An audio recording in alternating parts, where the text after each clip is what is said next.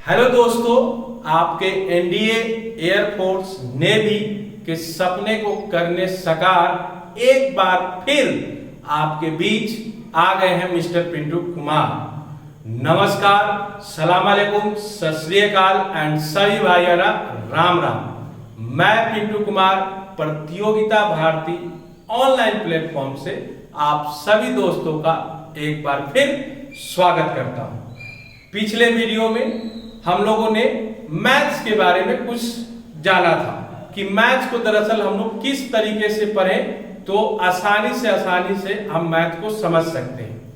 आज जो मैं आपके सामने उपस्थित हुआ हूं, आपके सिलेबस के बारे में कि एयरफोर्स के सिलेबस की जानकारी बताने के लिए कि उसका नोटिफिकेशन, एलिजिबिलिटी क्राइटेरिया, उनके एग्जामिनेशन पैटर्न के बारे में जानेंगे।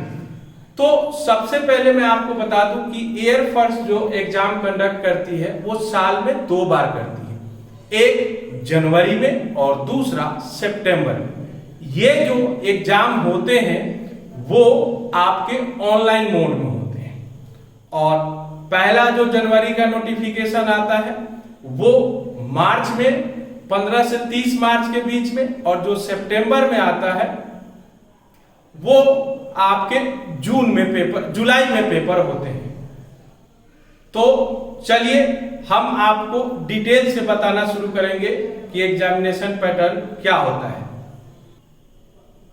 एयरफोर्स जो एग्जाम कंडक्ट करती है वो आपके 2 ग्रुप में होता है। एक जो ग्रुप होता है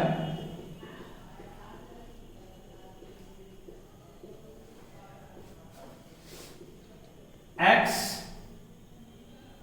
ग्रुप, जिसको हम लोग टेक्निकल बोलते हैं, और दूसरा जो होता है वाई ग्रुप, जिसको हम लोग नॉन टेक्निकल ग्रुप बोलते हैं। एक्स ग्रुप की बात अगर हम लोग करें तो इसमें टेक्निकल वाले काम होते हैं। जो आप एयरक्राफ्ट के मेंटेनेंस की बात करते हैं तो उसमें electrical fitter, machinist, missile fitter, engine fitter सारे आते हैं। वाई ग्रुप में जो आते हैं वो एयरफोर्स पुलिस, आपके ड्राइवर, अकाउंटेंट, ये सब के बारे में हम लोग जानते हैं।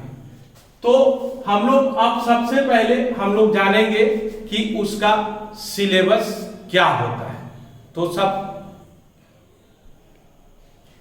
तो अब जानेंगे कि फेज 1 में जो एग्जाम होगा वो आपका होगा रिटन एग्जाम, जो ऑब्जेक्टिव होंगे और जिनका लैंग्वेज होगा बाइलिंगुअल होगा, इंग्लिश भी होगा और हिंदी मीडियम में होगा। दूसरा होगा आपका फेज 2। फेज 2 में PFT, physical fitness test and adaptability test होता है। फेज 3 में जो होगा वो आपका होता है मेडिकल टेस्ट। आप एलिजिबिलिटी क्राइटेरिया के बारे में जानेंगे तो सबसे पहले आता है जेंडर। ये सिर्फ और सिर्फ मेल के लिए, बॉयज के लिए ही होता है। मैरिटल स्टेटस में सभी जो मेल होंगे अविवाहित यानी कि अनमैरिड होंगे। उसके बाद एज की अगर हम लोग बात करें तो 16 से 20 साल के बीच में होनी चाहिए। देन आफ्टर हम लोग एजुकेशनल क्वालिफिकेशंस के बारे में जाने तो मैंने पहले ही बताया था 2 ग्रुप होगा, एक एक्स और दूसरा वाई। तो एक्स ग्रुप के लिए होगा पास 12 with math, physics, English with 50% aggregate and 50% English. आपका जो होगा वो टेक्निकल ग्रुप के लिए होंगे। अगर कोई विद्यार्थी का 49.25, 55, 95 भी है तो भी उसका काउंट 49% ही होगा। तो इसलिए आपको 50% इंग्लिश में होना मस्ट है, तो ही आप एलिजिबल होते हैं एक्स ग्रुप के लिए। और वाई ग्रुप के लिए अगर हम लोग जाने तो वाई ग्रुप के लिए सिर्फ 12th पास होना चाहिए, चाहे वो किसी भी स्ट्रीम का हो, चाहे कॉमर्स से हो, आर्ट साइड से हो या साइंस साइड से हो।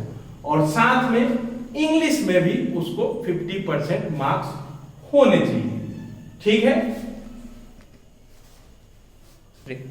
अब आते हैं हम लोग एग्जामिनेशन पैटर्न के बारे में। तो एग्जामिनेशन पैटर्न के बारे में हम लोग जानेंगे तो वो होता है फॉर एक्स ग्रुप के लिए जो सब्जेक्ट है मैथ, फिजिक्स और इंग्लिश। मैथ के जो क्वेश्चन होंगे 25 क्वेश्चन, मिनट उसके मिलेंगे 20। तो एक क्वेश्चन 1 मार्क्स का होता है, तो ये हो गया 25 मार्क्स का। फिजिक्स के भी 25 क्वेश्चन 20 मिनट एंड इंग्लिश के 20 क्वेश्चन 20 मिनट, यानी कि आपको टोटल 70 क्वेश्चन यानी 70 मार्क्स 60 मिनट्स में करने होते हैं। इसमें जो आपका निगेटिव होता है, निगेटिव मार्क्स होंगे, वो होता है आपका 1/4 यानी कि 0.25 मार्क्स। निगेटिव मार्किंग उसके जैसा है जो हमारे सामने रखी हुई कुल्हाड़ी की तरह होता है कि अब हम जानते हैं कि ये कुल्हाड़ी मुझे रखा हुआ है, सामने पड़ा हुआ है, और हम उसको जानबूझ के उस पर पैर पड़ते हैं कि ले मुझे काट दे। ये होता है निगेटिव मार्किंग। इसलिए हमें बड़ा ही ध्यान से क्वेश्चंस को करना पड़ेगा। इसके बारे में हम डिटेल में जब हम सब्जेक्ट के बारे में बताएंगे, मैथ्स के बारे में, तो किन किन चीजों पे ध्यान रखना पड़ेगा उसको मैं आगे जाके डिटेल में बताऊंगा। अब आते हैं फॉर वाई ग्रुप के लिए। तो वाई ग्रुप में है कि इंग्लिश जो है 20 क्वेश्चन 20 मिनट्स, और आता है रागा। रागा होता है रीजनिंग एंड जनरल अवेयरनेस, जो 30 क्वेश्चन होते हैं जो आपको 25 मिनट्स में करने होते हैं। इसमें टोटल जो होगा 50 क्वेश्चन होंगे और 45 मिनट्स में इसको करने होते हैं। अब जो होगा हम लोग जानेंगे फेज 2 के बारे में। तो रिटन एग्जाम देने के बाद 20 से 25 दिन के बाद उसका रिजल्ट आता है। जो व्यक्ति उसमें पास होते हैं उनके लिए फेज 2 का लेटर आता है, और फेज 2 में जो टेस्ट मैंने बताया था कि PFT physical efficiency fitness test and adaptability test. तो फिजिकल फिटनेस टेस्ट की बात करें तो 6 मिनट 30 सेकेंड में 1.6 किलोमीटर की रेस होती है, 10 पुशअप्स होते हैं, 20 जो होते हैं सीटअप्स होते हैं, और 20 जो स्क्वाट्स होते हैं, उठक बैठक होते हैं। उसके बाद अगर हम लोग बात करें एडेप्टिबिलिटी टेस्ट 1 की, तो एडेप्टिबिलिटी टेस्ट 1 में अभी नया टर्म में ये जोड़ा हुआ है DFT डायनेमिक फिटनेस टेस्ट। इसमें क्या होता है, इंग्लिश की टेस्ट होती है जिसमें 20 क्वेश्चन होते हैं और 15 मिनट्स होते हैं। इंग्लिश का जो लेवल होता है वो बहुत ही नॉर्मल होता है। उसके बाद आता है आपका SRT situational reaction test. Situational reaction test में 30 मिनट में आपको 45 क्वेश्चंस करने होते हैं। इसमें से 45 क्वेश्चन में से 5 से 6 क्वेश्चन 5 to 6 क्वेश्चन जो होंगे वो आपके रीजनिंग के होंगे। अब SRT क्या होता है, सिचुएशनल रिएक्शन टेस्ट। तो सिचुएशनल रिएक्शन मतलब कोई भी आपको सिचुएशन देता है उस पे आपका जवाब देना होता है। इसमें जैसे कि आपसे पूछेगा कि आपके सामने से सांप गुजर रहा है तो आप क्या करेंगे, मार देंगे, दूध पिलाएंगे, जाने देंगे, इस तरह से रिएक्शन का टेस्ट होता है। आपकी गर्लफ्रेंड अगर आपको छोड़ के चली जाती है तो आप क्या करेंगे, इस तरह से आपके सिचुएशंस दिया जाता है, उस पे आपको क्वेश्चंस बताने होते हैं। इसमें क्या होता है कि इसमें कोई भी आपके निगेटिव मार्क्स नहीं होते हैं और ना ही इसका कोई मार्क्स मिलता है। इसमें फेल सीधा अगर इससे बाहर होते हैं तो सीधा के सीधा आप एग्जाम से बाहर हो जाते हैं। इसमें कि कोई भी रैंकिंग नहीं होती, इसमें कोई कट ऑफ नहीं होता। देन आफ्टर अब आते हैं एडेप्टिबिलिटी टेस्ट 2 के बारे में। तो इसमें होता है ग्रुप डिस्कशन GD। तो जब आप एडेप्टिबिलिटी टेस्ट 1 क्लियर करके ग्रुप डिस्कशंस में आते हैं तो ग्रुप डिस्कशन जो होगा वो आपका कोई भी एक आर्टिकल दिया रहता है जो आपको मिलेंगे, उसमें आपको पढ़ के उसका आंसर्स देना होता है। 1 मिनट का जो है आपको टाइम मिलेगा। 1 मिनट के टाइम में आपको 30 सेकेंड्स इंट्रोडक्शन,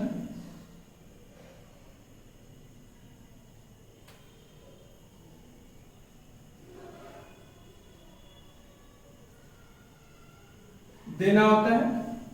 और उसके बाद उस टॉपिक के बारे में 30 सेकेंड में बताना होता है। देन आफ्टर 15-15 ग्रुप का बनाया जाता है जिसमें उसी टॉपिक पे आपसे डिस्कशन करवाया जाता है। तो ये है और उसके बाद आपका आता है फेज 3। ये पास करने के बाद आपको लेटर दे दिया जाता है मेडिकल का, जो 1 महीने बाद आता है, जो होते हैं फेज 3 एग्जाम, जिसमें आता है मेडिकल टेस्ट। अगर आप मेडिकल टेस्ट में पास हो जाते हैं तो आपके PSL लिस्ट आती है प्रोविजनल, उसके बाद इनरोलमेंट आता है और देन आफ्टर आपकी ज्वाइनिंग होती है। तो आज हम लोगों ने जाना कि एयरफोर्स के syllabus, examination pattern, eligibility criteria के बारे में। आप लोगों को कैसे लगा ये वीडियो, प्लीज आप हमें बताएं, क्योंकि मैं भी इस ऑनलाइन प्लेटफॉर्म पे नया हूं। आप लोग तरफ से सुझाव जो होगा हमेशा सुस्वागतम होगा। ओके, जय हिंद, जय भारत।